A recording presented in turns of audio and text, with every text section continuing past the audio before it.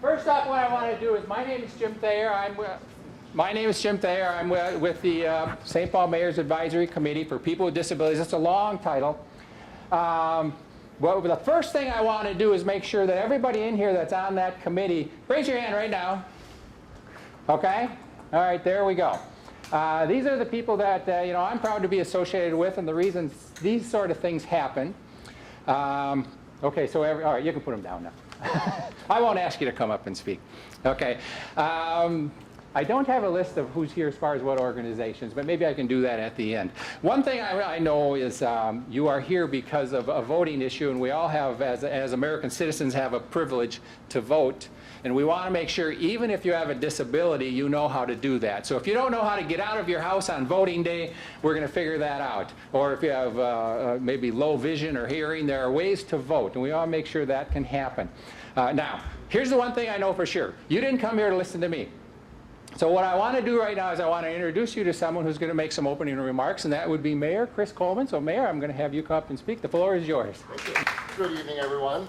I was going around saying good morning to everyone, and that tells you kind of how my day's been going. I think we're not in the morning. I can guarantee you that. It's really good to see you all here, for the members of the committee and the others that are here to support the work of the committee. I really greatly appreciate all your efforts. This is important work to really make sure that the voices of everyone in our community are heard, that everyone is empowered, particularly the disability community. It's absolutely critical with a lot of the things that are going on in the city of St. Paul, that we really have strong voices at the table, that we know what the challenges are, what we know what the opportunities are, and they actually get addressed. There have been, over the last couple of years particularly, with all the construction.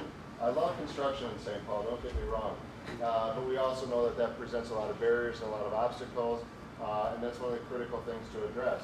But when we get through that, and if we do it well, obviously it's going to be a lot better for all of us if we have a better transportation network that really connects us better, connects us to job opportunities, to homes, to work, to school, whatever it might be, just to shopping and all of those things. Obviously that's going to be critically important.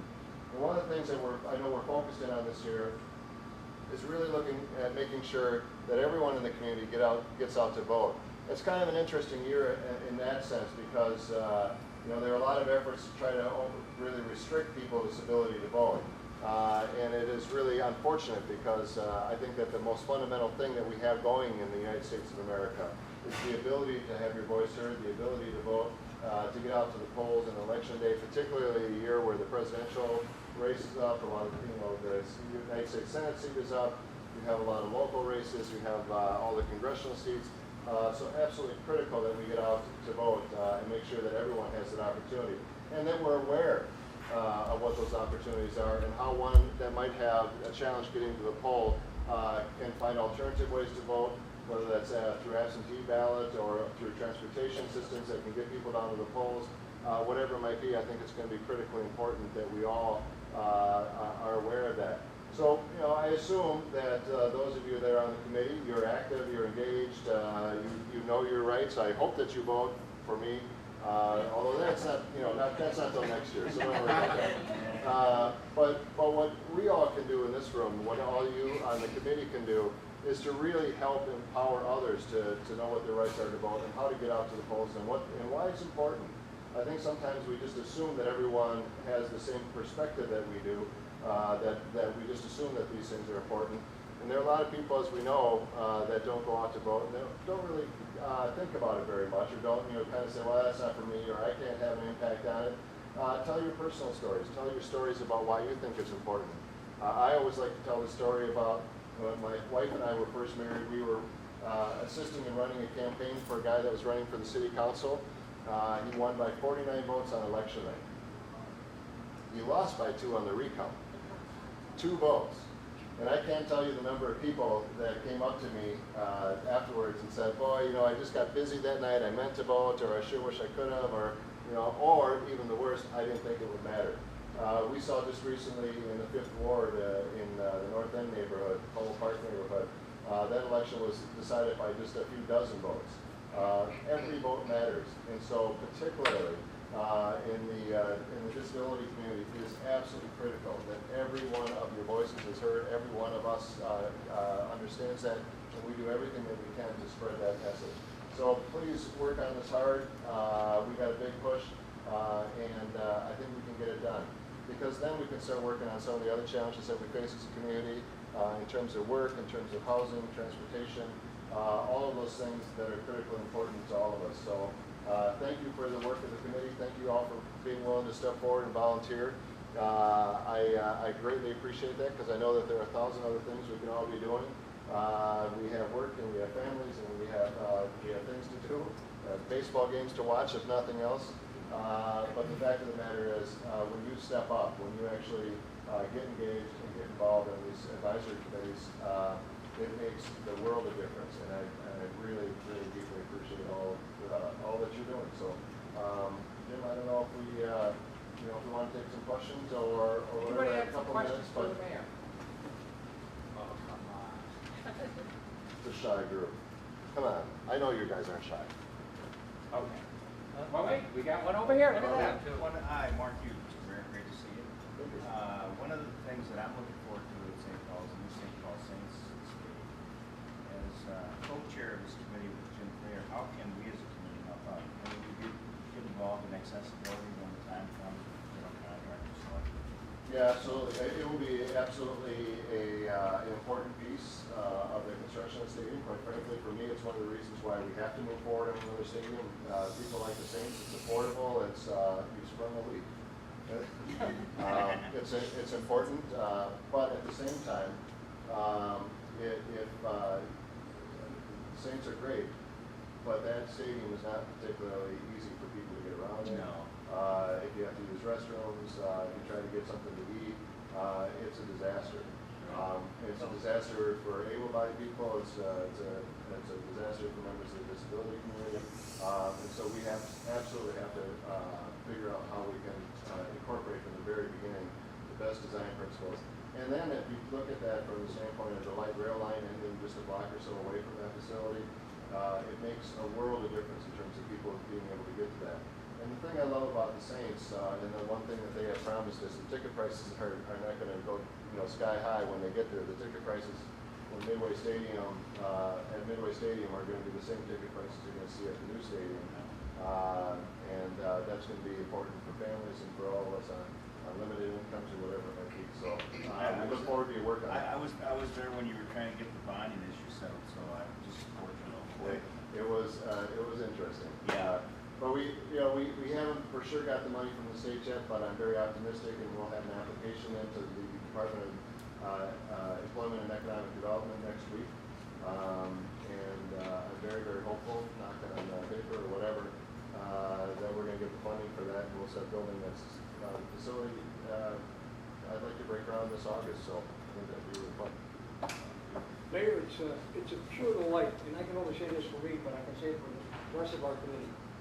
This is one of the best things that ever happened to me because I have great camaraderie, and I finally realized that, disability people are people, and they have to get where they have to get, and it's just great working with one of the best groups I've ever worked with. And I'm glad to be a part of it. I'm glad to have you be a part of it. Yeah, it's great. Thank you.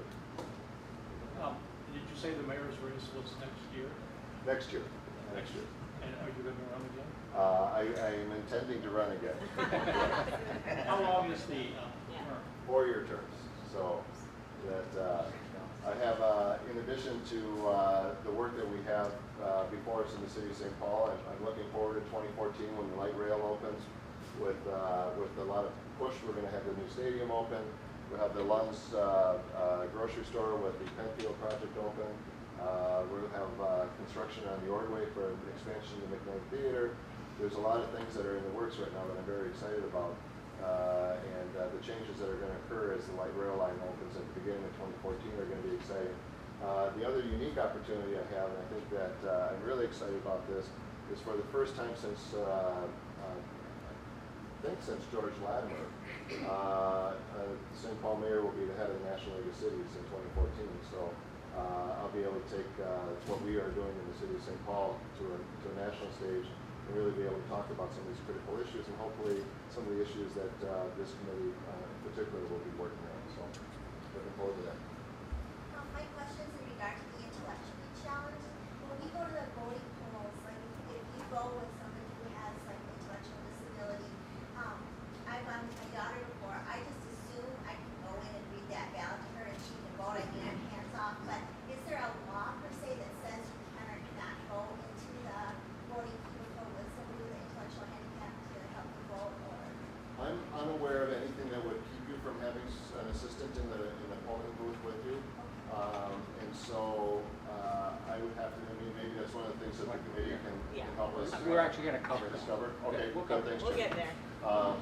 Because I Great think question. that's important. And I think one of the things I would ask maybe in addition to the other work of the committee is to look at some of these practices that, whether they're intentionally or unintentionally intimidating people and keeping people from feeling comfortable voting. You should feel comfortable voting. You know, one of the things that I grew up with is always going out to the polls with my parents. And my kids have gone with us every year that since we voted, or since they were born, we went out with them to the polling places.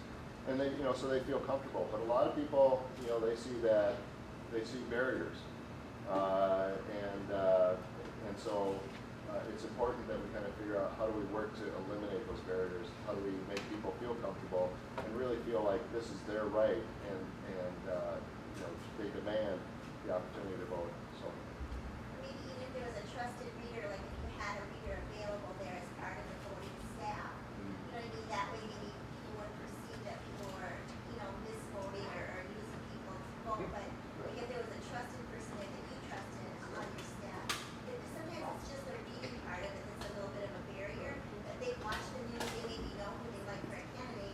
It's just that is a little bit challenging. right, absolutely. So sounds like that would be part of A the lot of that will be covered. work of the Yeah. committee, and I look forward to some solutions on that. Yeah. That would be great. And we want to make sure we move on here because we're going to get 2 more speakers And in you the guys next have 40 something minutes. So, Mayor, thank you very much. Thank you so much for your work. I appreciate that. Keep it up. Good job. All right, Jim. thank you. Thank you for Take coming. care. All right. Hi, so my name's Christian Knights. I work at Courage Centre. We are a specialty rehabilitation centre. We mainly, I think when people think, other than the Cars for Courage program, you normally think of rehab therapy. So things like physical therapy, occupational therapy, speech therapy. We have driver's education, we have sport and recreation, pretty much across the spectrum of things that we do at Courage Centre for people who are experiencing barriers to independence and people with disabilities. I work in public affairs and research there, and I'm going to talk today a little bit about voting and a little bit about kind of some of the things that we're doing as an organisation to try and spur that on. First off, you may have noticed I'm actually not from here. I'm Southern Minnesota. Southern Minnesota. Yeah, I'm from the little bit. I guess I'm from far east Minnesota. I'm English originally. So kind of one of the most important things I kind of want to get across to you tonight is how important it is to vote, because I actually can't vote here. I'm actually disenfranchised, so I'm kind of hoping that everyone can vote for me. That would be great. When we talk about voting at Courage Centre, I think my first experience with voting was around in 1997. I was just about to, I think I had a year left of high school, and it was a really big election in Great Britain in 1997. It was when Tony Blair was then, he was the one who got elected that year. It was a huge deal. And I was like 5 months shy of being able to vote. I hadn't reached my 18th birthday yet, and it was really frustrating. I really wanted to be active in the process. And I actually, in England, you don't necessarily have to be of voting age to be an election judge. So my kind of first experience with voting in any kind of form was being an election judge in 1997. And I guess I got the buzz from that, and then from there I went, from college into landed at Courage Centre, and I really got interested in the disability and voting and how those two things interact. And I think the mayor, really touched on an important thing about how, I think one of the big things that America is, I think you guys are known for and it's founded on is the right to vote. I think it's incredibly important. It's the reason you kicked all our tea in the harbour in Boston and got rid of all the taxes that we were getting. We want them back at some point, I'll add. But it's a really big deal. And if people with disability voted at the same rates as people who, without disabilities in the same demographics, there's about a 20 percentage point barrier. So you're 20% less likely to vote if you have a disability than if you don't have a disability in those same demographics. That's 10 million people. 10 million people, if just at the same rates, not like 100%, not everyone, just at the same rates as people without disability, it would have been 10 million more voters in 2008, which is a huge figure and could have potentially made huge differences to a whole number of races around the country. So it really is, you guys are a huge block that can kind of come together and really act and make a political change. At Courage Center, what we've looked at in terms of that, trying to reduce that barrier, we did a couple of surveys in 2008 and also 2010, trying to get at what are the barriers, why is this gap existing? We did some responses. We got responses from across the state, both Metro and Greater Minnesota. It was across the spectrum of people with disabilities, so it might have been people with developmental disabilities, spinal cord injuries, traumatic brain injuries from birth or acquired. It really was a wide spectrum of different people with different classes of disability. And we kind of looked at what were the barriers. We asked what was it that you'd found as a barrier when you'd gone to the polls, or if you hadn't gone, what did you think the barrier was? And we kind of focused in on, it was kind of two key areas. One was the physical barriers. So that might be things like stairs or steps leading up to the front door, the door not being wide enough. Believe it or not, some places still have revolving doors as the main point of entrance. Election judges not being very receptive to people with disabilities when you walk in. But the biggest thing that we came up with that was a huge barrier, and it kind of crisscrosses a lot of other things in healthcare, education, employment, was transportation. The actual physical act of getting to the poll on election day.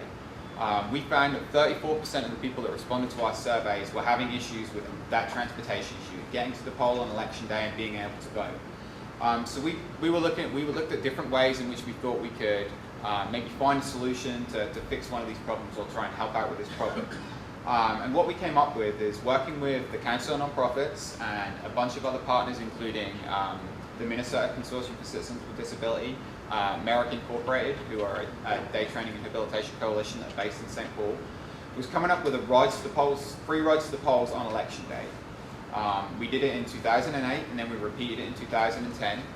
We hired 6 minivans that were fully accessible, so they had the lifts in, they had the tie downs. We trained drivers. We had what we called riders, which were people that went with the drivers, so they could kind of help with the navigation and also help with making sure the tie downs were done correctly, and so there was no issues with safety issues.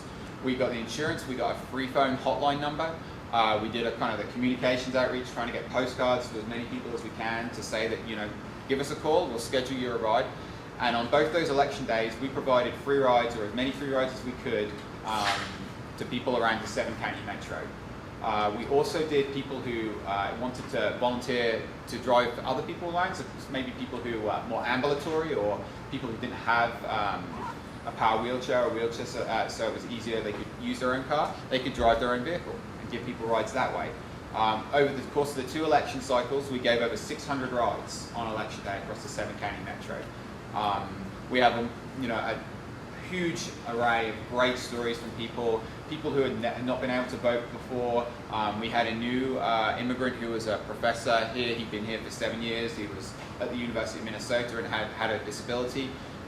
He just recently kind of got his citizenship, was incredibly excited. He was originally from China, to be able to vote, and just the joy in which he could have to get to there on election day. Absentee ballot is great. I'm pro-absentee ballot. I think it's a great idea. But I think there is something about walking into the poll, just like everyone else does, getting to mark your ballot or use the auto mark machine. There's something about that. There's getting to open the slot and post it through the thing. It's an empowering thing, and it's something that everyone should get to be able to do if they want to. So we're not anti-absentee ballot by any way. Stretch of the imagination. We just really want people to be able to experience the whole joy in which you're voting. And the whole work we did was entirely non-partisan. I did have a married couple that I helped give a ride to. I was kind of doing the logistics, but I got to go out on one ride, and they were kind of asking in the car, This was in 2008, so they were talking, it was kind of McCain and Obama, and they were like, who do you think we should vote for? And it's kind of like, well, I can't tell you that, but, you know, like, we're just happy that you can kind of vote. And they were, it's interesting because the husband was kind of like, well, I think I like McCain, and the wife was like, well, but I like Obama, and he's like, well, he's good, but McCain's good too. And, you know, it was just so interesting and fantastic to hear them, you know, the joy that they were going to have from deciding who they were going to vote for on election day. And so we have, you know, so many stories like that, so many people that we were able to empower, and we want to continue to do that. This year, we're hoping to do the same thing. We're hoping to get the vehicles, the fully accessible vehicles. We're hoping to, you know, do a lot of outreach, a lot of communications outreach to let people know that all they need to do is call this number. Because what we do is we pick them up from wherever they need picking up, wherever people need picking up from. We take them to their pole and we drop them off back home again. It's completely kind of, you know, and we try and be as quickly as possible. We do wait there, so it's not like you're waiting around for an hour at the pole. We want to do the same thing again this year. We do have a couple of grants. It's an expensive process, but we have a couple of grants pending at Courage Centre that we've written. One of which we have a site visit for, so we have our fingers crossed that we're going to get money for. So we think we're going to have to do this again this year. Where you guys would can come in useful, it would be, one would be spreading the word. Two would be if you're interested in volunteering. As I say, there's kind of the role, there's drivers, but there's also riders who are people who could kind of help with the navigation and kind of help with just assisting and kind of talking people through. But we really want to, you know, do this again. We want to reach out to as many people as possible and start eating away at that 20% barrier. You know, that's not a barrier that we want to exist. We want to get it down so like it's, you know, people with disabilities vote at exactly the same rates as everybody else does. And with that will come more political power. So that's kind of my spiel. Does anyone have any questions about the work we were doing, or? Yeah? You talk about the people with disabilities, and maybe this is a question to our young lady from the state of Minnesota. Why not have somebody who is disabled, if they have a problem, at some of the voting places of, you know, maybe getting in or getting out or something like that? We have an advisory board committee, but there's more than 16 of us, but have somebody, who, if they do have a problem with disability, or have somebody there who is part of who has the information. I'm just throwing that at, I forgot your name. I'm Christian. And I think Claire can talk a little bit about that. I do serve on an advisory board with the Secretary of State's office, and one of the things we have talked about is empowering and getting more people with disabilities to be election judges. You know, because that really, I tend to find, I lobby a lot on healthcare. I'm always talking about healthcare because that's one of the biggest problems for people with disability that they're facing. And I normally find that whenever I talk to someone about something, when you kind of get, the penny drops, you see it drop, and you explain about disability and you explain about how you just need to think about it from a different angle because they maybe don't have any experience with disability. And if you just, you know, if they start thinking in those terms, then it just flows a lot easier for them. So by getting people with disabilities to be election judges, they would understand the challenges and the barriers that exist and can find solutions better. So I know that we have tried to do that and openly enroll, and I think you can probably talk more about that, Claire, too. Thank you. Any more questions for Christian? Oh, right here. Yeah. I understand.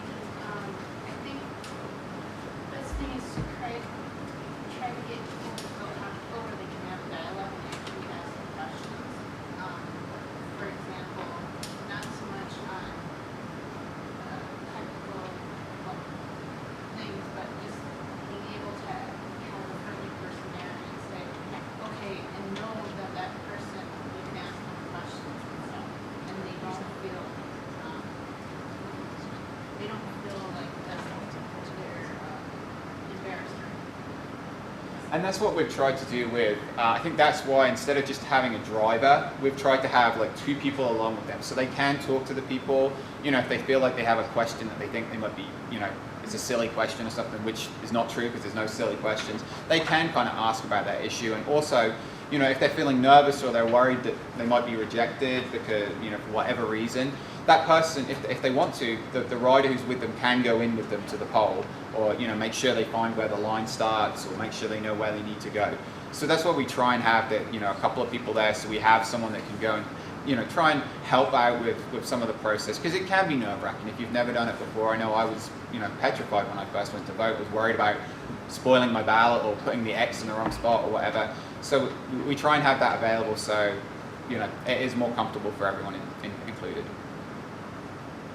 Has there ever been the suggestion, I'm sorry, but has there ever been the suggestion of having the ballot in different forms? For example, like people have low vision or hearing issues. Sure. Claire will probably. Claire can touch on that. All I'll say is one word: the automark machine. And Claire will talk about the automark machine. And that it was part of the Help America Vote Act that a piece of legislation went through, and it's these really unbelievably cool machines that their aim is to help people with barriers such as with visual impairment or with hearing impairment or with anything, and it's aimed at being able to help them be able to vote on election day. But Claire can kind of talk more about that. She does a tour around the state with these machines and stuff, so she knows everything about them. Well, they're very exciting. Everything. Any more questions? All right, Christian, thank you very Thank much. you. Thank you very much. Hi, how's everybody? Good, yay, we're kind of small, so you're taking pictures. So I'm going to kind of reconstruct what I was going to do and kind of hone it in more towards just exactly what we were talking about. So my name's Claire. I'm the Voter Outreach Director for the Office of the Secretary of State, which means I am the state's biggest election geek. And I just travel around the state literally and talk to people about voting and about access to the ballot. And of course I do this in a totally nonpartisan way. The Secretary of State is Secretary Mark Ritchie. Are you all familiar with him? Oh yes, you are. You know his whole name. He is elected as a Democrat, but we run the office nonpartisan because our office oversees elections in the state of Minnesota. Elections are actually administered at the local level by your county auditors and your city clerks. Maybe, does anybody live in a township? Your township clerk. But we oversee that process. And the Secretary of State office has become more and more visible as elections problems and different things have arisen in the elections world over the years. So, there we go. There's things happening now. So, essentially, we're at a really interesting moment in voting history, right? In voting rights. Because we're having a real conversation right at this moment in Minnesota about access to the ballot and about what our voting requirements are. And I am really happy to say, who knows what's the number one fact about Minnesota and voting?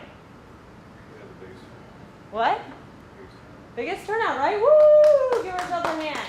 We're the number one state in voter turnout, consistently. And that's a big deal. Who's number two? Who knows? Wisconsin, suckers. So they cannot catch us if we keep voting, right? But, there's a lot of talk about election integrity right now and about there being security in elections. And I think actually, and then there's problems facing our election system. I think that our biggest problem is that there are still, 20 to 30% of our voting population that doesn't vote. And I think that elections only reflect the will of the people when the majority of the people vote in them. So I really want everybody to be thinking about getting your friends and your family interested and engaged this election cycle. One reason that we're number one in elections is that we have election day registration. Has anybody registered to vote and voted on election day? Good job. So that's one way that we ensure access to the ballot. In Minnesota, we've worked really hard through years of bipartisan election administration to craft election laws that are secure and that are accessible. And part of that is having election day registration, which we've had since the 70s, and since we had it, we have led the nation in voter turnout. And we'll cover a little bit about that process. But we've had a real commitment in this state to keeping elections open and accessible, and to making sure that as many people who want to participate and are eligible to participate can participate. So just quickly, who is eligible to vote? Anybody over the age of 18? 18? Are you all 18? Good job, just guessing. What else? What else do you have to be eligible to vote? A citizen of the U.S., a resident for 30 days in the state of Minnesota, and I forgot what else. But basically, Good. Basically, that's right. What about if you're a felon? you can't vote. You can't vote unless you've completed your sentence, right? This changes state by state. For instance, like in Vermont, you can vote even if you're in jail. But in Florida, you lose your voting rights forever. So there's a middle ground, which is where we are, where you lose your right to vote if you've committed a felony, but you gain it back when you've completely finished your sentence. And when we hear about election fraud or people voting illegally, very often it is felons who did not know that they had lost their voting rights, or didn't realize that, maybe you can be on probation for a lot of years, and maybe you've been out on probation and didn't realize that their civil rights had been revoked and voted anyway. So this is a good thing for the community to know and pay attention to, because there has been talk about photo IDs working to ensure the safety of elections. But I don't have a piece of ID that says I'm a felon. I mean, I'm not a felon, but if I were a felon, my photo ID wouldn't necessarily say that I'm a felon. So right away we know that the one problem that we actually have in elections in Minnesota, that this particular amendment would not, if passed, would not address. So we all have to get registered, and I would encourage you to, if you are not, is everybody registered? I brought registration forms. Yes, are we all good to go? If you're not, take them to your friends and family. In Minnesota, we have great laws also around third-party voter registration. So if you want to, with your organization, go around and help people register to vote, you are very welcome to do that. You can come to our office, get some of these forms. Even though we have Election Day registration and it's a wonderful thing, I encourage everyone to register beforehand. That way we run the checks on this, verify your information, you're on the poll book. All you have to do is go in and sign your name. Do you need ID right now when you pre-register to vote and go in to vote on Election Day? No. You don't need ID if you do that. When you sign this registration form, you're signing an oath, just like when you sign the poll book. And the oath says that you are eligible to vote, that you are 18, a citizen, a resident of Minnesota. And then this one's important as well, that you are not under court-ordered guardianship in which the court has revoked your right to vote. So this particular eligibility requirement is important, I think, for the disabilities community to understand and to educate people about. You retain your voting rights currently if you are under guardianship, unless the court has specifically revoked your right to vote. So unless it is in your court order. Yeah? I guess I never thought about this before, but if you move, let's say you're away 20 years, come back, then you have to re-register. Yes, yes. Voting is all about where you live. So anytime you move your body, you have to re-register to vote. So even if you have lived in uptown Minneapolis, or we're in St. Paul, sorry. Even if you've lived in lower town Minneapolis for 30 years in apartment A, and then one day you move over here to apartment B, you have to re-register to vote. Because it's totally based on where you live. Yes? I would touch up on like the redistricting. Oh, yes. Good point. So this year, as many of you know, we redistricted. It happens every 10 years. So that means that for many of you, your polling places may have changed. Now, you will get a postcard in the mail telling you that your polling place has changed. But you should also just be aware of that. And if you go to our website, mnvotes.org, and it should be in your packets, but mnvotes.org, you can just go to the poll finder and you can pull up your polling location. But that's a great question because a lot of polling places have changed. Yes? Does it differentiate between a guardianship versus a conservatorship as far as if you're allowed to vote or not? No, the law doesn't. Now, Justin Page, who is here with us today, is an expert in guardianship laws, correct? But it does say conservatorship and guardianship isn't. It's just if you're under guardianship. If you're under guardianship, unless the court revokes the right to vote, you can vote. If you're under conservatorship, you can't vote. You can vote. You can. You cannot. You can. You can. Yes. Yes. That's my understanding. Yes, yes. Yep. Okay, that was. Whenever there's a lawyer in the room, I like to burn it down. It's always the right thing to do, right? Yes, Could be yes, When you go in to vote, yes, and there's a list of names, yes. is that everybody in the district that's registered? That's a great question. So when you go in to vote on election day and you go in to sign the poll book, right? That poll book contains everyone who has pre-registered to vote. And the only way, and to get your name in that poll book, what happens is you fill out this data here, and then the local election officials run this data against certain databases. It's run against the Department of Public Safety to verify your identity. It's run against the Department of Health to verify you're not dead. It's run against Courts and Corrections to verify you're not a felon, and it's run against some guardianship lists. And these checks happen at different times. But if there were any concerns or anything came up that wasn't, and then you're also mailed a postcard, right, to verify where you live.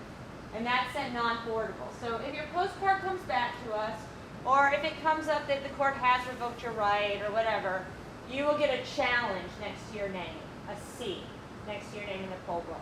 And then it might be challenged for guardianship or challenged for felony.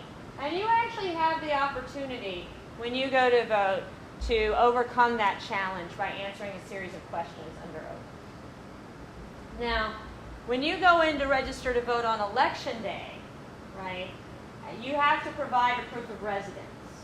So you have to bring your either an updated driver's license with your updated address, or a piece of identification with a utility bill, or someone to vouch for you, correct?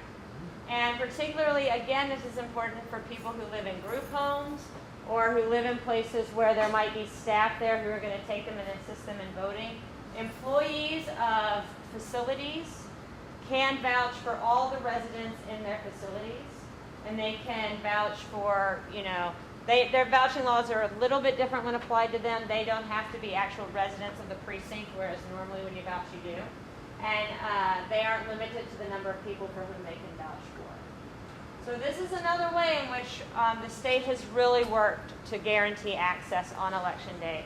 Not just to people with disabilities, but also maybe to people who are temporarily experiencing homelessness.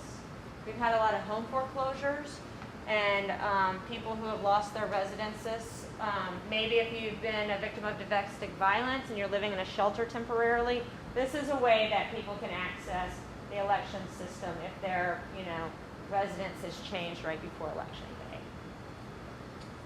So, other questions along that line? Yeah. I don't want to jump ship here. Let's jump ship. Let's just talk. Hey, I want people to know that if you should pick up absentee ballots for a family member who might be sick and can't get the polls, you can't pick it up yourself. There's a rule about that. I forget how it goes, but you can't say that I'm that person's cousin or their son or pick up the absentee ballot, because I've seen that happen where people who are family members picking up for somebody. You can be an agent for someone. We do have agent delivery in Minnesota. Is that a form you got to fill out? There's a form you have to fill out, and then That's one fine. person can pick up, I think it's up to 3 ballots. But But you can do agent delivery and agent return But if you need my that. point is, you just can't roll in and say, I'm related to this person. Oh, no, you can't just go in and say, hey, I know Mark, and I thought I'd just pick up his ballot for him. Ballots are kept under strict. So you can do agent delivery. Of course, you can do, we've been talking about going to the polling place a lot and polling place accessibility. But of course, there's absentee voting. And to do that, of course, you have to apply for an absentee ballot. And the same thing applies if you're not registered to vote when they get your absentee ballot application, they'll send you a voter registration application. Yeah. I have a couple of questions. Yeah. Can she say First something, one because I was, can't hear. I'll repeat your question. okay, so when I go in to vote, I can find somebody to vouch for me and do that, and do that. But when it comes to absentee ballot, there's a different process to it. Yes. Okay. And then secondly,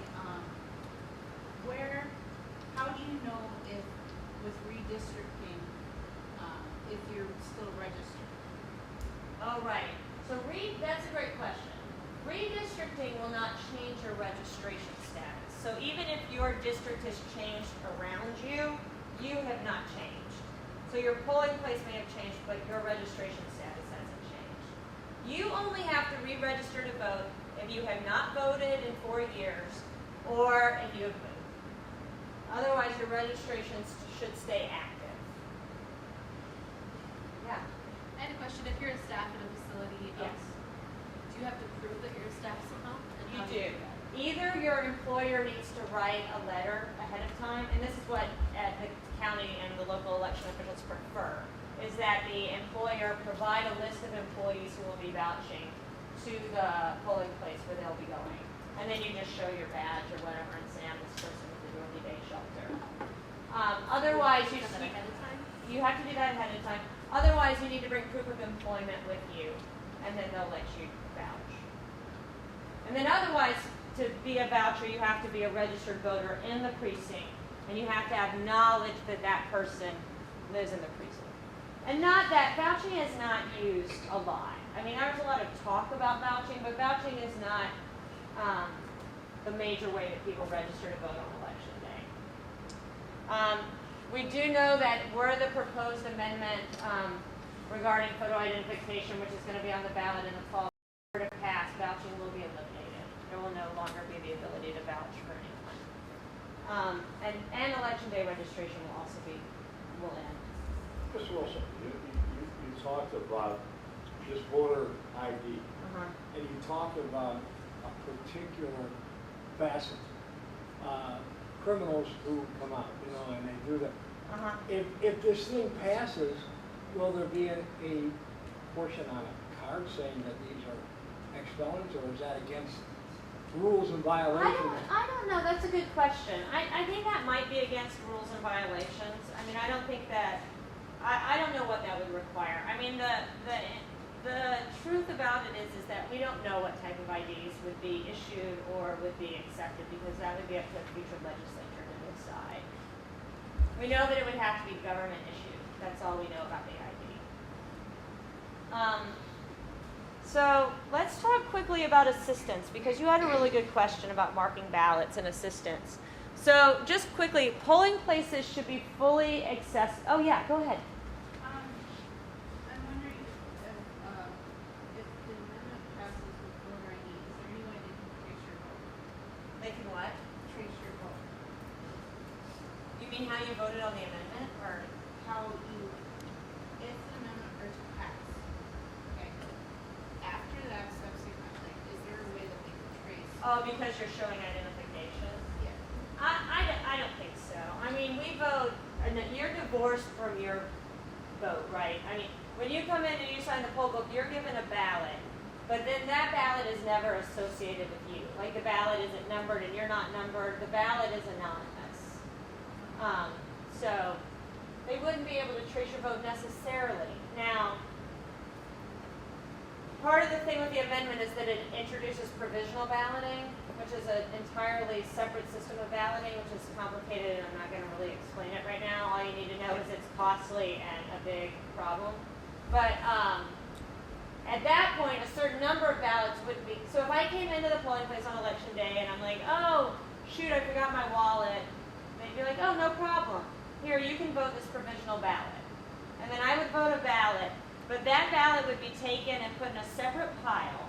And then it would be taken back to the local election official's office, so like maybe to City Hall. And then I would have to show up at City Hall with my ID to get the ballot counted. Now, the chances of me doing that are pretty low. So they will have a stack of ballots that they know belong to people, because you will have had to sign an envelope outside of it. So there's some concern that in small areas, people would be able to know how people voted because of the way the provisionals got counted. It used to be that absentee ballots were also in the polling places. I don't know if people remember that, but we used to take the absentee ballots, and then on election day, they'd like fan them out to the precincts where they belong. And then they would get counted there, and it was a real problem. You know, I mean, as you can imagine, it's a human process. And you don't want ballots, being shipped all around. So we worked really hard in 2010 to centralize absentee ballot counting, So now we do that all in one place in the local election officials' offices. So one concern about that amendment is the provisional balloting and having ballots around that are associated with voters, essentially. Yeah. Mr. Wilson, so you're trying to say to me or the rest of us, when this item comes up on November, this having a ID card is just for the ID card. There has to be some further legislation saying, you know, will this happen, will this happen? Right, yeah. There has to be implementing legislation. Yeah. Why did they put that in, you know, if this is a constitutional kind of thing? Why didn't the Democrats or the Republicans or Democrats think about this? I mean, Yeah, that's a good question. I think they did think of, well. I don't even think they thought about it because I sat up on a hill with another close personal friend of mine, and it was. Yeah. Well, I'm going to leave it at that. right. So you had asked about assistance at the polling place. So there are election judges, of course, there to assist people. And every polling place, and there are 4,100 of them, there are election judges of different parties. Has anybody in this room been an election judge? Raise your hand. Yay, good job. Why aren't the rest of you election judges?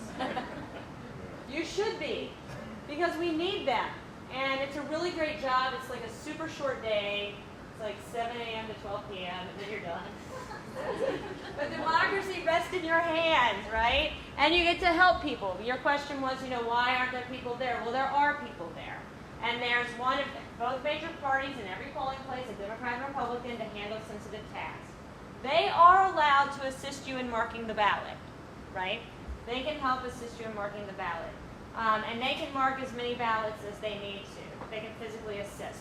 You are also allowed to provide assistance to your loved ones. You are allowed to physically mark their ballot for them. You're allowed to physically mark up to 3 ballots. But, of course, you have, the person who is voting must express their intent. Otherwise, that is illegal and a felony. But you are allowed to mark for people. You are allowed to mark their ballots. And it's, you know, it's important that people know that. Now, there's just 3 people who can't do that. You can't bring your boss to vote with you, clearly, right? Because they're going to boss you around. You can't bring a member of your union, and then you can't bring a candidate. I mean, that's sort of common sense. Yeah. Yeah. Oh, okay, so I work at a DTNH where some of the people that we serve are employed through our organization in a shelter workshop type of environment. And then some of those people also live in residences that are under the same umbrella organization. Are the staff employed by our organization considered agents of their employer then? Because if they work at this place and then they also live in a group home that is part of our organization, does that make sense? That's an interesting question. I want to say no. They are not agents of their employer, but I might have to check into that. Oh, Justin, do you have any comment on that? I have the same thought as you. I would want to say no, but I don't. I would want to say no, but I'm going to follow up. You're going to follow up with me. I'll follow up with you. Yeah, you're going to follow up with me on that. I don't want to give bad advice while I'm being filmed. So, again, and this is the same if you need assistance reading English. Is it in the law anywhere that you have to read or speak English to be able to vote? No. No. You just have to be able to express intent, right? And then, of course, if you can't leave your car for some reason, we do have curbside voting in Minnesota, and 2 election judges of different parties will come to your car and administer balloting for you. So that's important for people to remember. And again, like I said, the election judges are there to help you. And then I did bring this too. It's out there on the table. It's just outlining, it's a know your voting rights sheet for people with developmental disabilities. So this outlines kind of what we just talked about, knowing that you can be provided assistance and someone can assist you in marking your ballots. Now, are you all familiar with the auto mark? The wonder of our generation, right? So there is an auto mark. There should be an auto mark in every polling place. And I would encourage you as advocates and as people who are involved in the disabilities community, if you enter your polling place and you feel like that auto mark is not set up in a way that allows for privacy or that is very, present or that you can immediately recognize, I would encourage you to alert the election judges and say, you know what, the auto mark isn't, sometimes they just don't know. They set it up. I don't think it's in bad spirit. I think they just are ignorant of what should actually be happening. They're given instructions on it. But sometimes it's facing out so people can see how you vote. And don't be afraid to just say to the election judge, I think that you might want to switch this up a little bit. Yeah? What is the auto mark? It is a piece of equipment. It's called an assistive voting device. So you can vote independently in it. Somebody asked about different ballot types. You can put your ballot into the auto mark, and it can make it bigger so you can see it. It has braille controls and earphones so that you can listen to the ballot being read to you. It will do it in contrast for you so that if you have difficulty seeing. And essentially also has controls, so you can either mark it on the screen or you can mark it with the buttons.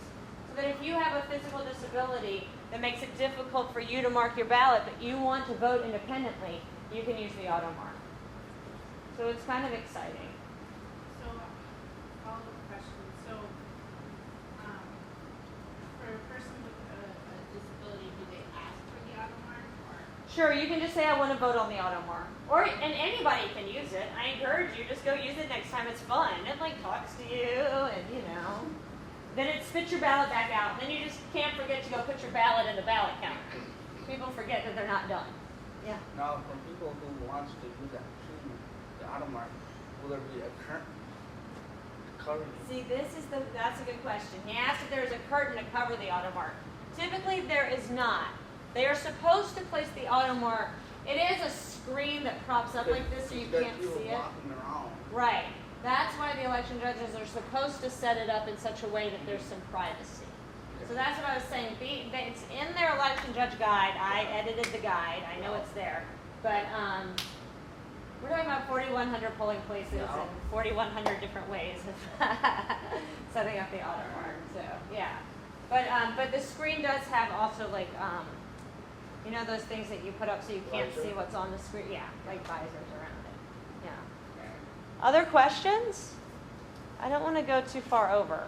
Well, listen, yes. This goes back to a felon question. Oh, sure. I've been working a year with a man in a rehab program.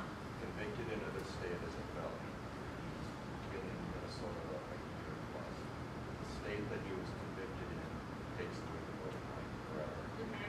Is he eligible to register? If he's now a resident of Minnesota, and he's registered to vote in Minnesota, if he has completed his conviction, if he's off paper from wherever that happened, Got a card or whatever. yeah, then he can vote here.